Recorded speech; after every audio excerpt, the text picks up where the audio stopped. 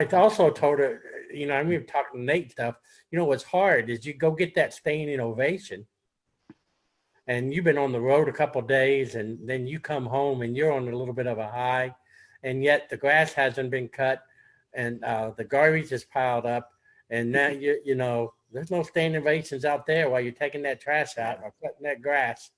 Yeah. But it has to be done and you have to be able to judge those two lifestyles and just realize that, look, it is a job. Hello and welcome to Do the Impossible with Jason and Stephen, the podcast that seeks to inspire and amaze you. And now please welcome your hosts, Jason Michaels and Stephen Bargatze. All right, welcome everybody to Do the Impossible podcast with Jason and Stephen. My name is Jason Michaels, glad to be back with you, and my co-host Stephen Bargatze is still at his home. Still quarantine inside the quarantine. I'm actually listening to the doctors and staying completely off my leg, and but I got my Grinch on. That's how I feel. Are you wearing the Grinch? That's your mental state. Is that what's going on? That's my mental state. That's because of the foot. But you know what? I saw it was on Facebook, but it was the greatest thing ever. This guy set up like these kids meeting Santa Claus. So they think the kid think they're going to meet Santa Claus or an elf or a reindeer, and they sit in the chair, and then the Grinch comes out. And so I think I saw photographs of the kids are losing they're scared to death. I thought it was the greatest idea ever. Every picture is kids running, screaming, passing out, and I'm the kind of parent. And yes, I would have taken my kids there. But, I did a show. I wonder why our kids are so whacked out right nowadays. I've done a Christmas show for over. I'm going on this would have been my 27th year to do it for a children's hospital every year. And except this year, I did not get to do it thanks to the pandemic. But I actually play the Grinch's cousin. I always say, even I'm the Grinch's cousin, and I don't like any of you kids here. And so I get to play. I play that role, and that's just a perfect role for me. As that, and where the kids they love to hate you and yell at you and stuff like that. But it's just a great thing. So I'm a big Grinch guy anyway. But tell us who we got here today, Jason. We're excited to be joined today by Billy Diamond. And I've chatted with Billy a couple of times now over the last couple of weeks. I enjoyed getting to know him.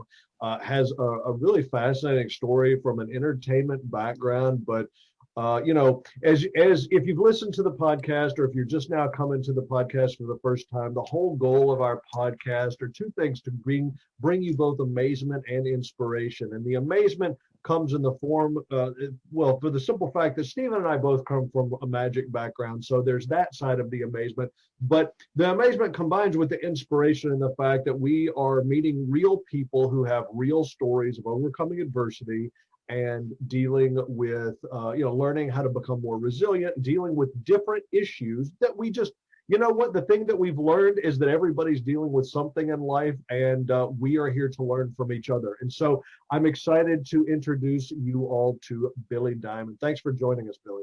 Yeah, Billy. Absolutely. Absolutely. Very much of a pleasure to be with you guys for sure.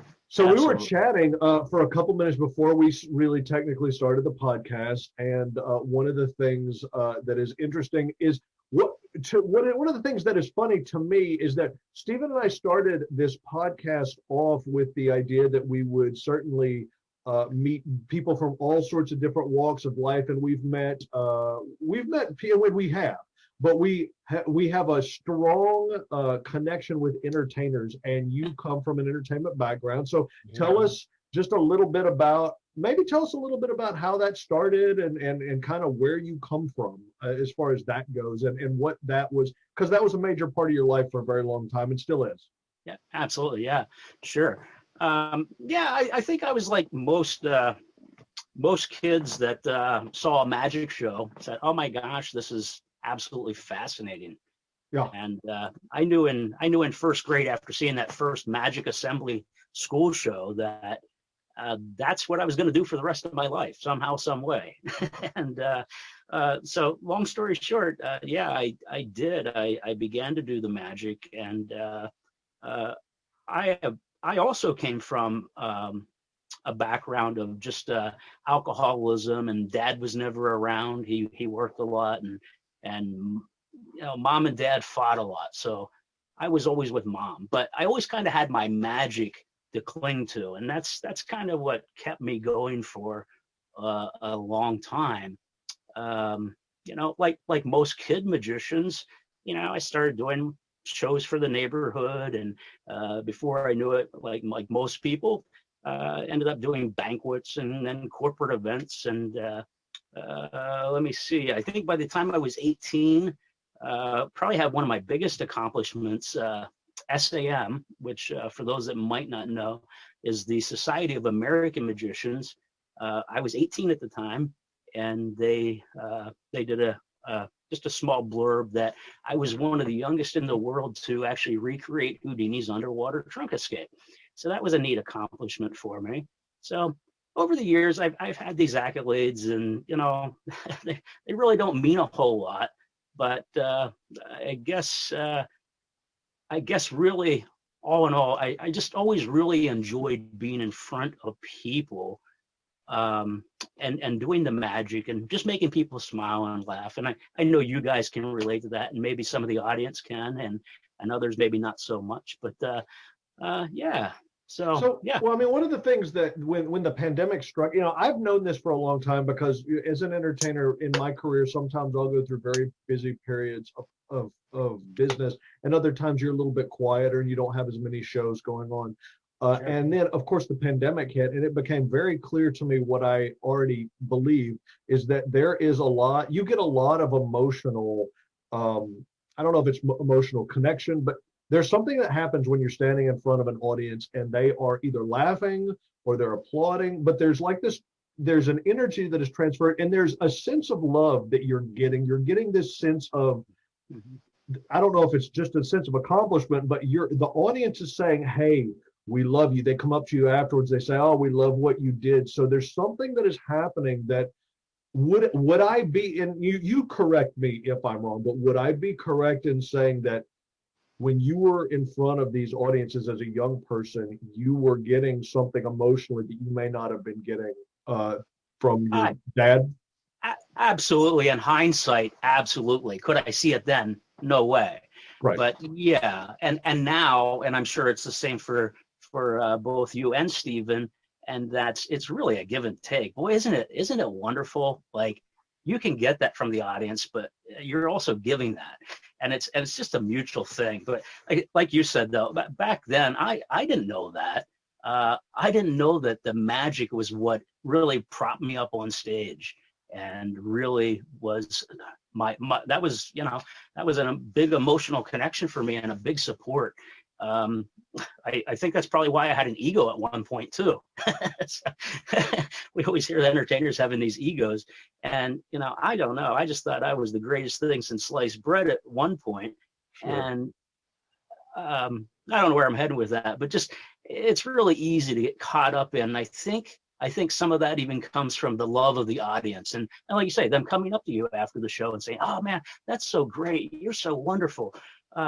So that is something that I've kind of had to deal with over the years, and I'm definitely a much different person now. I try to be as humble as possible. I don't know, as an entertainer, I don't know how humble a guy can be. But Stephen, you get my idea. Is that something that, Stephen, tell me, do you feel the same way? I mean, is that the type of thing that we're getting something? I always kid, and I talked to both. Bill, you might, I don't know if you know this, and unfortunately, there's probably people out there that's making a bet. How long will he go before he has his son? And but I have a son, Nate Bargatze. He has a Netflix special out called The Tennessee Kid right now, and he just filmed his second 1 hour one. but I remember even talking to his wife and my wife talking to her when they were dating and stuff about being with an entertainer, and she would go, yeah, but sometimes, he comes home really late at night and I don't know where he's at and what he's doing. And, and I remember my wife goes, well, you don't have to worry about if he's with other comics, they're talking about comics. They're not, you have no idea. They're not carousing. If we're out to 2:00 in the morning, we're talking to them about magic. It don't matter what. But it was I also told her, I remember talking to Nate stuff, what's hard is you go get that standing ovation and you've been on the road a couple of days and then you come home and you're on a little bit of a high and yet the grass hasn't been cut and the garbage is piled up and now there's no standing ovations out there while you're taking that trash out or cutting that grass. Yeah. But it has to be done and you have to be able to judge those two lifestyles and just realize that, look, it is a job and my wife has a job and taking home with those kids. I learned really early on, because we'd eat out all the time on the road. And when I come home, I don't want to eat out. I want to sit home and eat here and eat something. Sure. But guess what? It's the opposite for her. She's been sitting there. So I learned that whenever she would pick me up from the airport, no matter what, we went out to eat. And then my job was to guess where she wanted to go because she always said she didn't care. That's a lie. But she does care. But so you have to figure that out. But I mean, we had to go out and eat. I wasn't about to say, no, let's go home and make a bologna sandwich. It's probably what I was having. So well, at least you didn't say, well, hey, Stephen, let's just pick up and go live in a hotel for 7 days or so. yeah. Oh yeah. Yeah. Because that's glamorous, right? Oh yeah. So you guys. So what you just said reminded me of a feeling that I have had after performing a show, and I've talked to other entertainers who have the same feeling. And I want to hear from you guys. Have you ever had the situation where you do a show and let's say you just do you get the high from the show and you come off the stage and the next day you're down in the dumps, like you just personally feel like it's almost like a very light depression and you're frustrated and you're upset and you can't figure out why you're in a sort of a sad mood. What's the story there? Yeah, I know for me, and that's it was one of the things that even as Stephen was talking, it was already in the back of my mind. I was going to ask the same exact question. And for me, it was always when I was on the road full time. Now I'm not now. So when I was really on the road full time and schlepping from place to place, before I met my wife and we were doing it together, I was by myself. So it wasn't even by the time I got home. It was from the time I left the stage and got into the hotel room at 2:00, 3:00 in the morning. That's when it really hit me. It's like, oh my gosh, I'm so alone. This is weird. Entertainers just live such a crazy lifestyle if we stop and think about it. You're in front of people. You might be in front of thousands of people at a time. And then the next thing you know, you're by yourself. Mm-hmm. Is it any wonder that we battle with these thoughts? So yeah, for me, that was there were times that I would become very depressed, and you begin to feed on that and thrive on, I can't wait to do my next show just so I can be in front of people.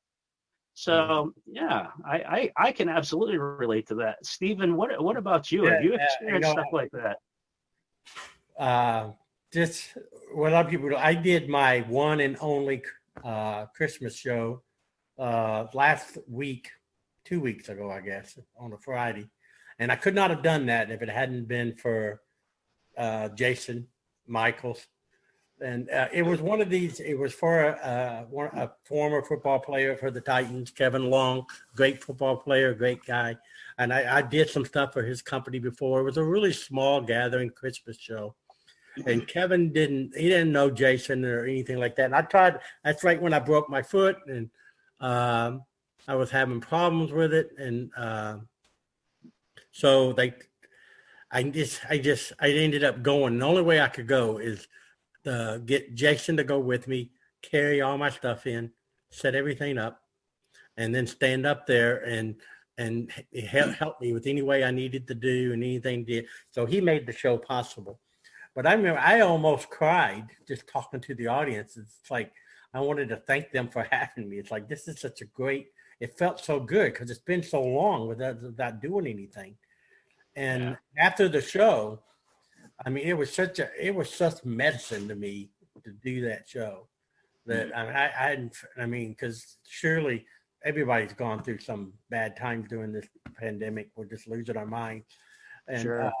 To find out you're not essential. And Right. so then We're not. I'm just now finding this out. But it was such a great feeling. But here's what was different about it. And Jason will know. I did this new trick that was kind of new, not that enough. Believe it or not, in the whole show, I only had one little minor mess up, and it wasn't a mess up. It was just I forgot to. I do a trick in the middle that don't work, and it didn't happen. But at the very end of the show, I end by saying, I make fun of the teenager. And I'll say, he's going to remember the mistake I made and not remember all the fun that we had and just look back. And then the mistake turns out not to be a mistake. Well, I left that part out. And people were already leaving. And I mean, kind of like, and I had to go, whoa, Jason goes, you didn't do this. And I went, oh, everybody come turn around. I'm sorry, just for a second. Recollect the audience. Yeah. But normally that would have destroyed me. Something like that, leaving a line out, to be on the road and do a show and something happens, you didn't say the right line, or I didn't do the right thing, or I messed, if you're good enough at your profession, you can mess up and nobody knows it, but you know it. I could never get over those moments. I wouldn't forgive myself for a long time for just going, oh. And sometimes it was as simple as not saying a joke, a line that I forgot. And then I should have said that. I wish I'd have thought of that. And I can't believe I didn't do it. And I let that get to me so much. Well, different things. Stephen, I remember one time you had a situation on stage where you just misjudged the situation. You had a volunteer and it just wasn't quite what you thought it was going to be. And I remember that when you came off the stage, it so tore you up, the fact that you made a sort of just a misjudgment of the situation, that you were very serious there for like a week of, I'm done, I'm out, I'm not doing this anymore, based on this one slight mistake. Well, I'm sure. I mean, we don't have to get into it, but I'm just saying it's interesting that we do that to ourselves. That's a thing that we do to ourselves as entertainers. Yeah, I think it's any creative type is really like that. I think we all three of us probably speak for all entertainers in that regard. That it's like, oh man, just exactly what you said, Stephen. I can't believe I blew that line or I missed that joke or whatever. How do you mind if I ask you? I think this is probably good for your listeners as well. Is how it sounds like you still kind of battle it. I think we all do. So it's not just you, but how do you personally? What tool do you use to kind of help say, oh my gosh, wait, it's not as bad as it seems. It might seem like it, but it's really not that bad. How do you deal with that? How do you get through it? And the joke, I think that's a tool I might just write down and put in my arsenal too. Well, the show that Jason's talking about is I got a guy up that was special needs, but mentally challenged person that I thought I'd met earlier, and he wasn't that way. He was some guy. So I thought he was a magician that I knew earlier that was just messing with me, was trying to make things hard, but he was not. He was just really confused, and he was, just had problems, and I didn't get it. I didn't see it, and it took too long. And I did some jokes on his behalf and kind of and I'm gonna be honest, 80-90% of the audience didn't even notice it. They thought it was a funny moment, and the way you made fun of that guy and you really put him in his place, but I knew it.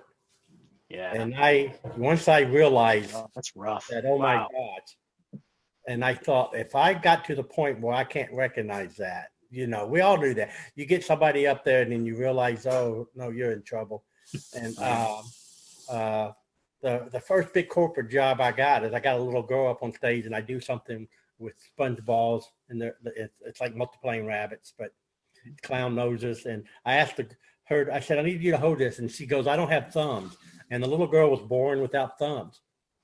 Wow. And it was an Opryland theme park. There was a ton of people out in the audience and stuff. And it was just that moment. And she kind of went, I'm sorry, I don't have thumbs. And I went, well, that's why I picked you. I've been waiting for a girl without thumbs all day. It's about time you came. And so we can still do that. And we did the show, but her dad owned this company, and he just said, the way you handled my daughter was so great. And you made her feel proud of who she was. And he hired me for 10 years for his company picnic party and stuff.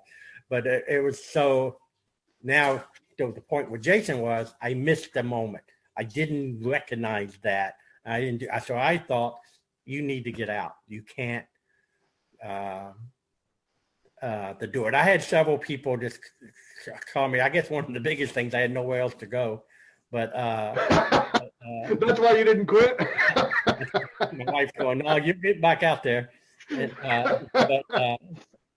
no, you know what? Just Billy, it's just it. We're going to make, now I open up for my son, who has a way younger audience base than I am fine. Give me people my age, I can kill. But I'm not the most politically correct person, and I don't always, I don't think the way the young people think and know that stuff. But now, but it's embracing who you are, really, I guess, and that's what we're going to hear from you in a second. Realize that, hey, look, I'm an old guy. I've been around a long time. I'm going to, I'm not ashamed of who I am, and just go on. I can turn when I first come out with opening up for my son, and he's got 2,000 people in a theater.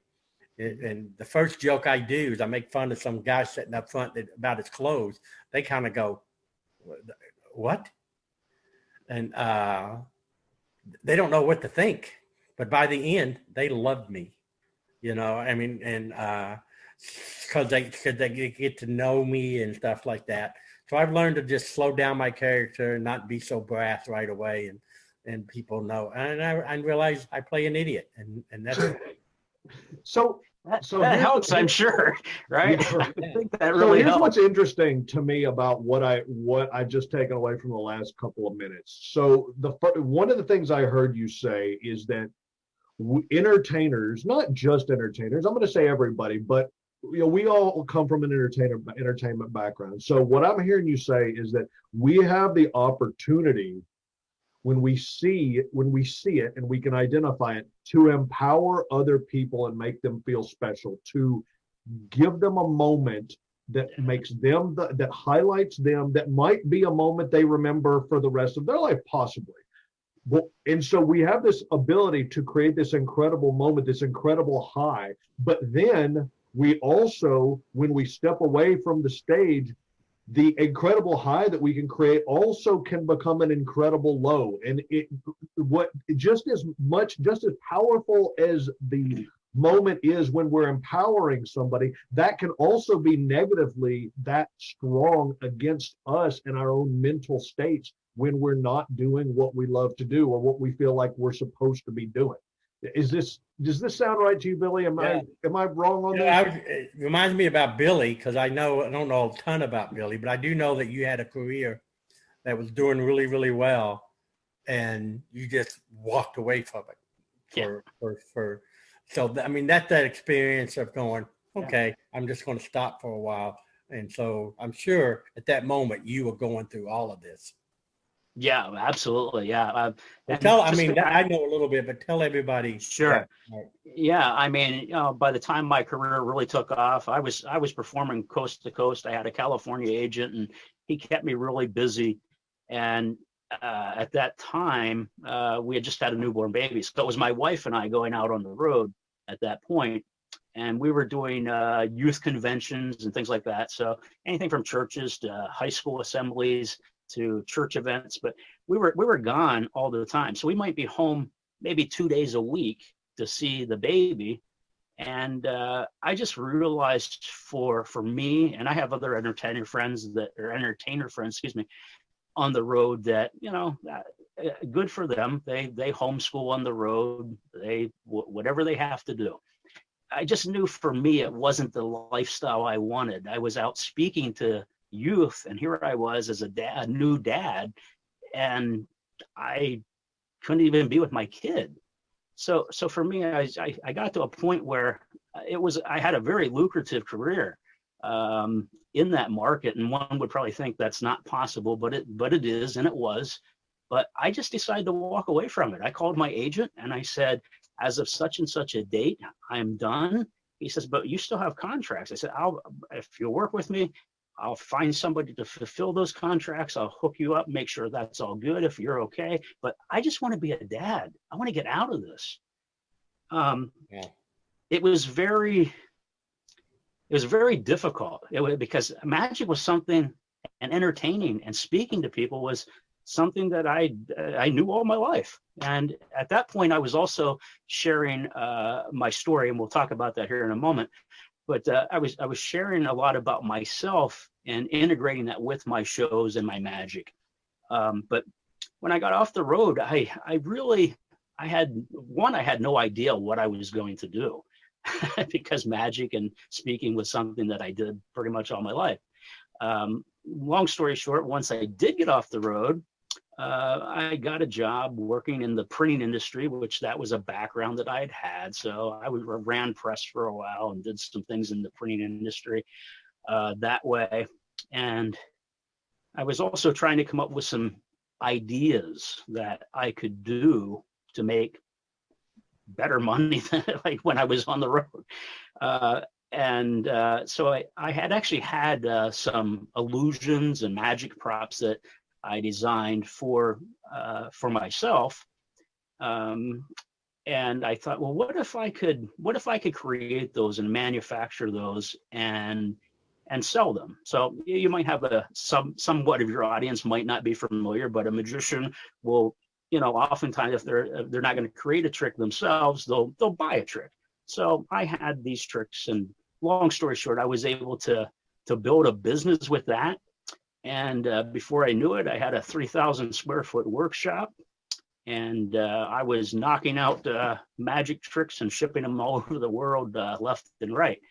And what started out to be a really great thing really was a big downward spiral for me. I not only ended up working like 18-hour days, 7 days a week, but I ran that business completely into the ground, destroyed my marriage. My wife left me. I ended up filing bankruptcy. That whole business, all my magic, all my tools, everything gone. Hundreds of $1,000s worth of stuff. But in the mix of all that too, I should point out that when I got off the road, I became very depressed, and I didn't really know why I was depressed. I had no idea at that time why. But in hindsight, and getting some help through some of that depression along the way, I realized that here I was. We talked about doing shows, and then I said about going to a hotel room and being a little bit depressed, like you have that high and then you have that low. I was at a point where I was low all the time, and I couldn't figure out why. Well, here I was in this workshop building, creating all this stuff, which was great. I loved that end of it, but I wasn't in front of people. I wasn't doing what I truly loved to do. So became very depressed. And I should back up also and say that depression hit me at a very early age. When I say an early age, at about 18, actually. I came from a background of a father who was an alcoholic, and he wasn't around much, and mom and dad were always split up. I went to, oh my gosh, I can't even tell you how many schools I went through growing up. But by the time I was 18, with having some of the magic accomplishments, that felt good, but it didn't sustain me. It didn't sustain my mental health. And it was 1987, I guess it was. I took a bottle of sleeping pills, and I just laid down and I waited to die. And I thought, this is it. This is it. I'm done. I want to be done. And to my surprise, I actually woke up 3 days later. I was covered in vomit, and nobody found me. It was a miracle that I was still alive. And in hindsight, I think of that and I think, wow, somehow I have a plan. I have a purpose in my life. I don't know what that is just yet. But obviously that didn't click back then. But I just kind of muddled through life after that. And, before I know it, I was back into the swing of doing more shows and then also sharing that story of suicide. And I'm kind of telling the story a little bit backwards, but, I said I mentioned that I did shows for churches and schools and youth groups and things like that. I was sharing my story of suicide then. And then all of a sudden I come off the road and I'm back to this depression all over again. I'm back to try to take my life again after a divorce and losing the business and losing everything I owed. And I don't know. I think, it was certainly a struggle, but one of the things that I think I recognized through that last time, this would have been in the, early mid 2000s, I realized that it's okay to reach out for help. It's okay to say, I need this help. And it took a lot to do that. It really did, because I thought, how can I go out and speak to people about depression and suicidality? And here I am, I'm back to all this crap again. This sucks. But I was able to kind of move forward, go to the hospital to get the help that I needed. And it was a very humbling thing. But you know what? Maybe not so much, because of the fact that I had lost everything. I lost my marriage. I lost my business.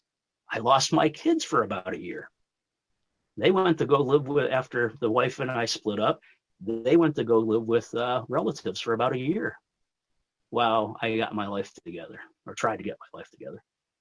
And but today, I can honestly say the best thing I ever did was just to reach out for help. And, I still struggle with depression at times. I think, oh my gosh, if people aren't struggling with depression during this pandemic year, I don't know what, I mean, I think we all deal with it to some degree, maybe some more than others.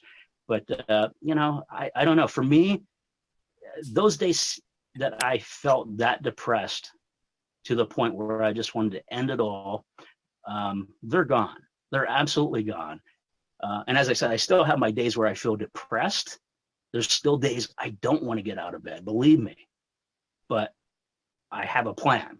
And that plan is, you know what? If the only thing you do today, Billy, is get up, go get a shower, and get dressed. If that's as good as it gets today, that's as good as it gets. But you at least made an effort to move forward and not be stuck in it. So, that's one little tool that I use. And that's just one. There's several things. I was going to say that what you're sharing often was my biggest fear in my life. Because if you go back to the very first podcast that me and Jason did together, I talked about my trying to take my life when I was 18. And was always that fear, would it ever come back? Because I was, I did it. There's no reason, apart from God, that I'm here. Mm-hmm. There was no mistake made. I would have done it. I was found by a roommate that came in and wasn't even supposed to be home. Just came off he worked nights and came in and wasn't supposed to be there.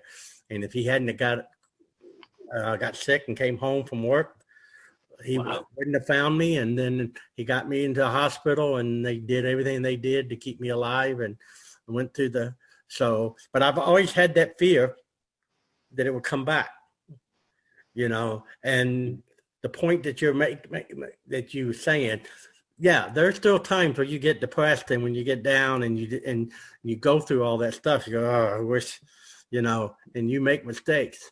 but you can't ever have those thoughts of suicide again. You got to realize we were given this second chance, and that can't happen. We got to. I mean, I had to realize that would have been the biggest mistake of my life by far. You know, I got 3 great kids. I got to count them, 6. I got now 7. We got an extra grandchild. My daughter's adopting a little boy, working on it. And you know, for their sakes alone, I mean, none of them would be a part of our lives or anything if I would have got my way when I was 18. And so, I mean, I think for those people listening, that it's not uncommon because, you know, to go, all right, I'm over it. Something like this was in my life, but it's not uncommon to fall back into that depression sometime. You just got to know where that line is. I think a reminder that I always really strive to remind myself of when I feel my lowest, like even now, if I feel my lowest, I really have to step back and say, you know what, it is temporary. And honest to God, and anybody who's gone through deep depression realizes that, you know what, when you're going through it, it's crap and it doesn't feel temporary. But for me, I'm kind of able to harness that back and say, you know what, it is temporary. It sucks, but it is temporary. I don't even have to have a plan right now how I'm going to get through it, but just at least recognize that it is temporary and I will get through it. And then once you talk yourself off that ledge, you can start working on a plan, to a positive plan. And if you don't know those answers, here again, I've just realized that for me, and not everybody can do this, but for me, it's okay to reach out for help. If I don't know how to fix it, it's okay to say, hey, I'm really struggling with this. Can you? Would you? People are willing. People really are willing to help if you just give them that opportunity. And sometimes that's a stranger. Sometimes it's somebody I know. I can remember being so depressed to a point where I'd call friends and they either just didn't want to hear it anymore or they just didn't have time. And boy, when you're going through that crap, that's like the worst time because you're like, now you really want to give up because they're not there for you. Right. So another strategy and a tool that I have in my arsenal is, you know what, if I call somebody and I can't get through to them, or if they can't talk, next. And I go to the next person and I find whatever I can do to really get through it. And yeah, I'm not sitting here saying I got my life all together. I definitely don't. I struggle just like you do. And it's a rough battle, but here again, I think a lot of it is just recognizing, you know what, it is temporary. And you had mentioned that about how you wondered if it would ever come back. Has it come back at all in any degree and if so, how do you deal with that, Stephen? Now, you know what, I've had maybe a few times where I thought, okay, you know, almost the George Bailey, I wish I was never born moments. But then again, I watched that movie, Wonderful Life. If you haven't ever seen it, I was in my 30s before I saw it. And, but it was life changing, you know, because I believe in it totally. But I'm not going to say that it's never come to the point where I ever thought method or what would I do next or how would I do it or, you know, should I be, you know, afraid to put myself in that situation? No, not with all the blessings and everything I have. I think faith has a ton to do with it, but also for me, it's always been reaching out and helping other people. I know a guy, I'm not going to tell you who, but that I knew that once struggled with some things that he didn't even know he was struggling with. And with Tourette's syndrome. And I knew that I had to, you know, so if I was worried about Jason and getting him and then I ain't worried about myself.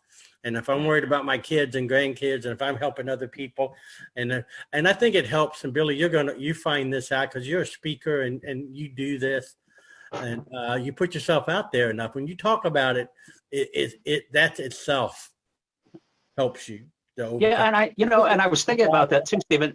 Not everybody can do that. Not everybody can.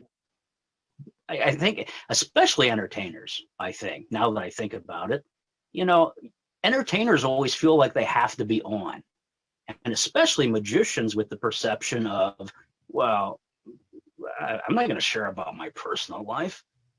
I have to make everything look like it's perfect. Wouldn't want I just think that's a bad place to be. But I mean, for me, I think it's a bad place to be. I think it's really important just to be open and honest, because you know what? At the end of the day, I don't care how talented you are or how much money you have. The bottom line is, you know what? You need to be happy with you. You have to find hope. And I think that was a big one for me. That was another key, is finding hope. Yeah. Because I'm amazed that Jason's kept his mouth shut this way. That's because we haven't let him talk. But yeah, I want to hear about Jason and hear about. I want to hear how you got through some of your adversity for sure. That we had problems and we both took the easy way out. We both said, "I'm out of here." And that's not only is it the wrong thing to do, it's the easy thing to do. Yeah, it's the cop out instead of your problems and stuff. And when I met Jason with his Tourette syndrome, Jason, come on, you are where we were, because I remember you not wanting to share your story. So it's true. With your honesty, but just to be honest about who you are, because you felt it was a weakness. Oh yeah, I totally thought that it was a weakness, and I didn't want anybody to look at me and say, "Oh, look at you're so," I didn't want them to look at me and say, "Oh, you're such a good magician for somebody with Tourette syndrome." I wanted to be, quote unquote, judged, my ability for just being judged against everybody else. I wanted people to say, "Wow, you're great at what you do because you're great at it."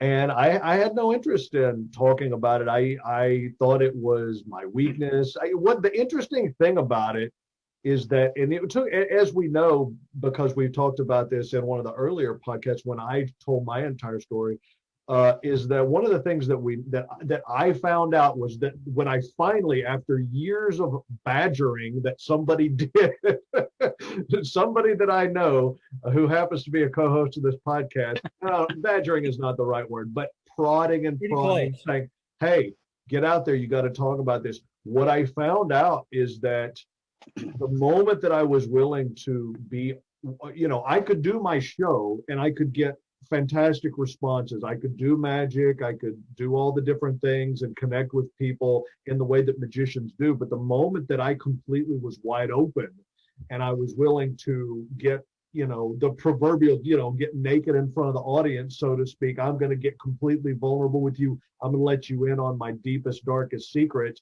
And the moment I did that, it was a new feeling. It was a new experience with the audience that I connected with them in a way that I had never connected with them before. And now people were coming up to me and telling me very personal things of their own, because it's like the magic was the thing that got them interested in me. And then the story and the vulnerability and the connection is the thing that made me a real person. I mean, when I talk to magicians, I sometimes think that I sometimes say to magicians, the problem with magic is that we are Superman and there's a big giant wall between me and my audience. I know this stuff. I'm not going to tell you. You can watch what I do, and that's the end of this. But there is no give and take. But the moment that I, was willing to tell them about who I, my fears and what I thought, quote unquote, was a weakness. But once I got vulnerable, now I was a real person who had these unique skills, somebody they wanted to know more about, somebody that they felt a real personal connection with, and somebody that they felt like, I had shared something extremely personal. Now, I say that to say this. I heard what you said, Billy, about God, what you were talking. Well, here's my question. So I think because I talk to people about some high level stuff, when I share, and I say, and I tell people, I say, hey, listen, if you're dealing with something, just remember that this is a season. There are seasons of life, and this is a moment in time. If you have an average lifespan, you have approximately 80 years of life in the United States of America. That's the average. And if this is something that is happening to you at this moment, just keep in mind that it is a short period in time in a much bigger picture. But the more I think about that, sometimes I think to myself, that's very high level. That's very like logical, and it makes perfect sense. What I want to know are there any things that you can do that, because I think that what we have to do, and one of the things that I'll tell you, I'll be honest with you, this pandemic has tested me like nothing before.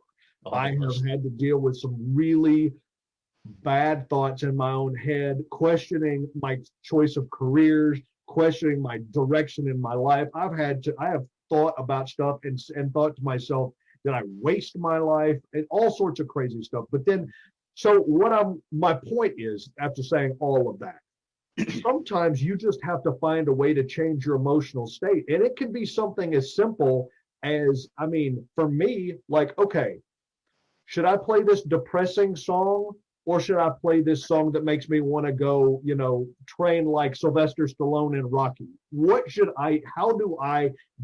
the techniques that I use to get myself in a different place?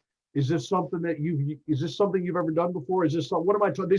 I'm really talking about like real world stuff that can change your emotional state. Absolutely. The other day, I guess it was last week, I can't remember what the scenario was, but a friend reached out to me on Facebook and says, "Hey, how's it going?" I don't know. I've been going through a little bit of depression. My business is down, just like a lot of guys. So it's easy to feed into. And as I was talking to him, this was something new that I just kind of made up. I said, you know what? I'm going to do something different today than I've either ever done or something that I don't do frequently. And I think sometimes just transferring, just to do something different. That day, I went for a bike ride. Can't even tell you the last time I went for a bike ride. But I got the bike out and said, I'm going to go for a bike ride. And it was just enough of a change where it got me out of the same routine. It got me out of the feeling sorry for myself. Now, it didn't fix everything. It wasn't a miracle sort of working thing, but it changed my pattern. And I think that's another key, is if you can change that pattern, it doesn't have to be monumental. Something as simple as a bike ride for me was magical. It was something that really worked to just kind of clear my mind. I was getting the exercise that I needed, because God knows I need that after sitting in the house all the time from the pandemic, right? So, so I don't know. Does that kind of answer your question? I think that's real world, and it doesn't have to be earth shattering. Yeah.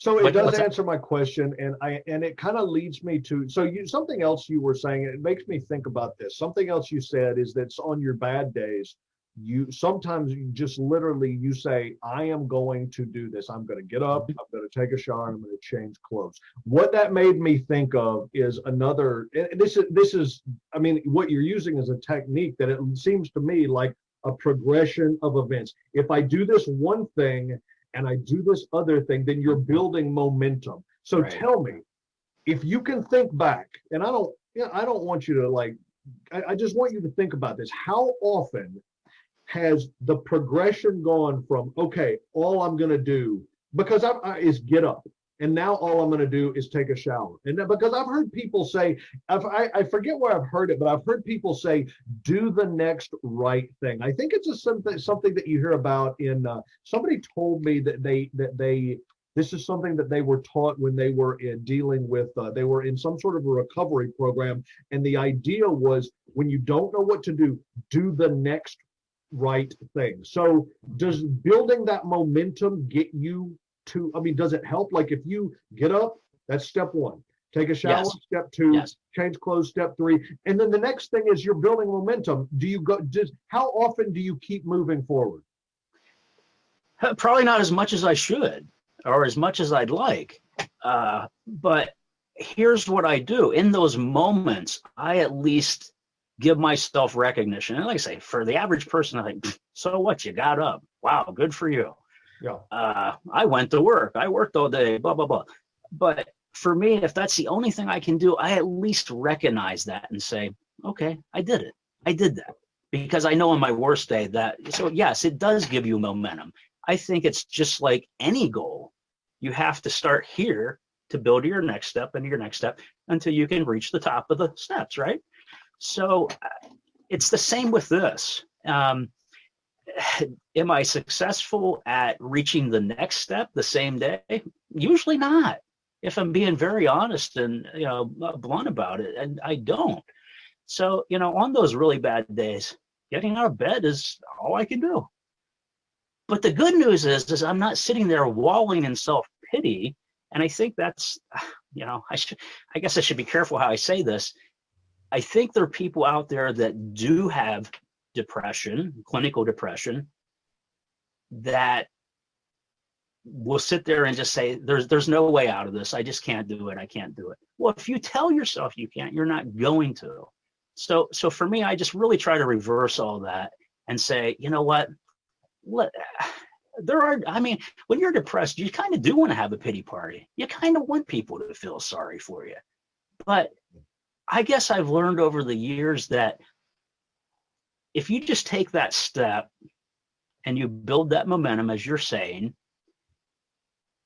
you're at least not in that funk. You're saying, you know what, it still sucks, but I'm getting to the next step. I'm moving forward. I'm getting there.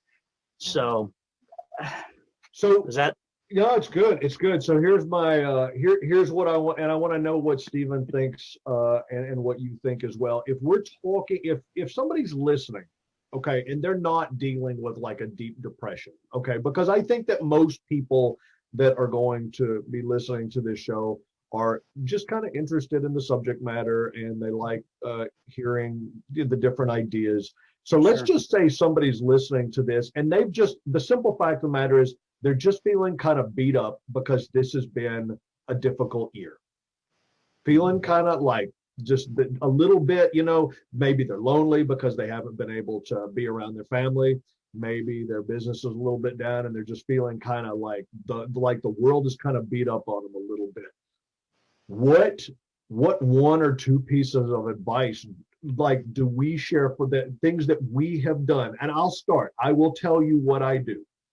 For me, my best technique for good mental health is exercise. That is my technique. My technique, 6 days a week, I get some form of exercise, and I do it usually within the first couple of hours of the day because it changes my mental state. That's good for you, because that makes up for me. Because I'm horrible with exercise. So you're doing it for me. Thank you. You're welcome. So Stephen, if what are you finding that you're doing, or what are you finding that you can, if you're thinking about it and you're saying, okay, this is the thing that has helped me keep it together? Well, I think for me lately, I'll just go because this is the season, and I'm not sure when this will be released and stuff, but I turned the TV off and just quit watching. Growing up, you might have had 15, 20 minutes of news that you could even watch at 5 o'clock about what's going on in the world. And even doing that, a lot of that time had to do with sports and weather. And now it's 24/7. And you can get caught up in all that world and just like, oh my gosh, so I've learned to turn that off. And I watch. Usually I could never have Christmas. I used to never do anything Christmas until my last show. Then after my last show, I would go buy all my Christmas. And sometimes it would be December 22nd. It'd be terrible. But that was just my rule. But then when I got home that night, I'd watch A Wonderful Life and wrap all my presents. And then I have to watch A Wonderful Life, Rudolph the Red-Nosed Reindeer, and Grinch. I have to see those. And I used to be Peanuts. And I wanted to see all of those. Well, now I got it recorded and but I still do that ritual. I've already seen A Wonderful Life twice. And I watched it really close right after Thanksgiving. And just to go on and start doing it. I watch Hallmark movies, and I have to make my wife watch them. So it's not like she makes me, I watch them because I need that uplifting story. And you said that, do I listen, what music do I listen to? So, I mean, so it's just information that I put into my head. I try to listen to positive things, positive stories, and just get lifted up by all that stuff. So just what I listen to, what I do, and what I turn off. So it's how you're it's how you're programming yourself or allowing yourself to be programmed. Yeah.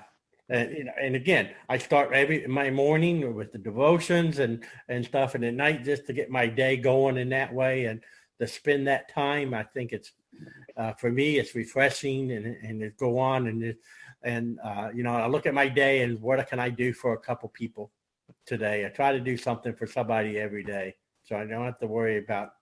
I'm not worrying about Steve Bargatze's problems. Mm-hmm. Okay.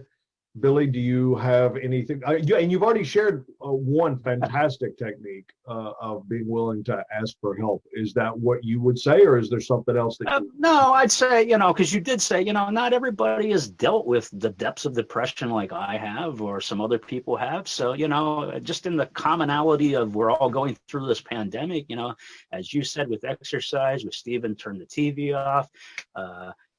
For me, my shutdown and to get away from any of that stuff is I try to spend time with my kids. Now, my daughter's not here as much anymore because she's 17 and has a boyfriend, but my son lives with me.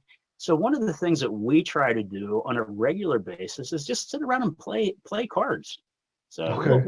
we'll play some Uno and some Skip-Bo and then some things like that, just to break the monotony up a little bit. But I think it's that, just having the appreciation also for those around you that you love, that you care about. And if you don't have that, I think another good thing to do, and I don't do this near as much as I should. I think we should all practice this. So, as I say this, I'm preaching to the choir here, is that's, reaching out and helping other people. I think get your mind off of all that. It's like, because all of a sudden your problems aren't there anymore. You're helping somebody else through maybe some of their struggles.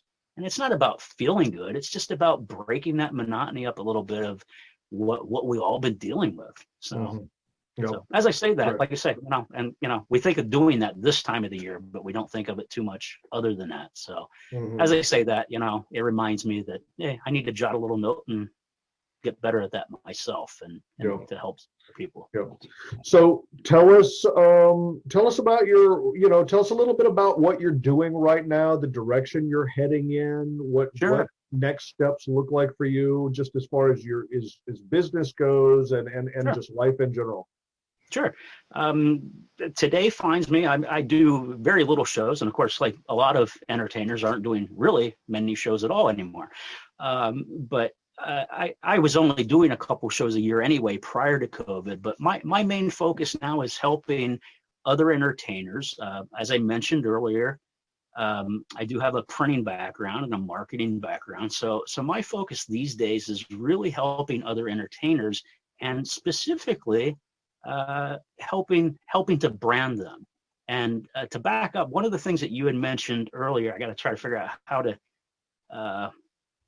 trying to figure out where we were in this, but you were saying about when you were able to open up and talk to audiences about your Tourette's. Yeah. And being vulnerable. That's something that I even teach guys in the branding world, because it's the number one thing, and that's just be genuine and be you. And I think, man, that is so powerful and good for you for being able to step up and do that. People appreciate that a lot more than probably your talent as a magician. I'm not saying they don't appreciate you as a magician, but I bet they really appreciate the fact that all of a sudden you're real. You're real to them. So little bunny trail there on branding, but anyhow, that's what I do now. I help entertainers, and I work a lot with magicians. I do branded type of props, and basically, for those that wouldn't understand, think of it like a movie where it's like product placement within a show. So they might want to brand themselves or maybe they're working for a company or a corporation. They want to be able to brand them, but they want to do it in a fun and entertaining way. So that's what I do. And I have a product line, but I also create for other magicians. And I'm very blessed and very fortunate that I have clients in 72 countries around the globe at this point, and I get a kick out of it. I kind of love being behind the scenes these days. And ask me that 20 years ago, that wasn't the case. So that's what I do now, and it's a fun thing. That is great, and you need to send us your website and any information. And when we put all this together, Jason will put that. It'll be showing up down here at the thing for anybody interested in more of what Billy can do for you. And that's that's not even my purpose here today is to plug that, but I'd be happy to. And the other thing for entertainers, I do have my own podcast, and the goal is to kind of do not so much what you guys are doing to uplift people's spirits and share stories, but I have guests on, and they help other entertainers out through their own experience and being in the trenches themselves. And so we talk about a whole lot. It's really what's the name of the podcast? It's the Branding for Entertainers podcast. Yeah. He even brands his podcast. Come on. I even brand the podcast. Yes. The Branding for Entertainers podcast. You got it. Exactly. Any final thoughts, Stephen? Yeah, it kind of reminds me of one of the tricks that you do. Oh, okay. Yes, and I think that would fit right now if you got that anywhere available. You know what? I can. Yes, I can. I happen to have a. Are you talking about a piece of thread? Yes. Oh, okay. Yes. Okay. Hold on. Let me move the microphone. So, what's beautiful about this little piece of magic is that it uses 2 hands, 10 fingers, a piece of thread, and a little bit of magic. As we travel along the path of life, we hope and pray that our lives will be unbroken strands of joyful moments, positive emotions, and uplifting experiences. Your first car, the satisfaction of a job well done, the excitement of new love. Unfortunately, sometimes in life, it is broken by events, circumstances, and emotions that disrupt the lives we hope for. Loss, rejection,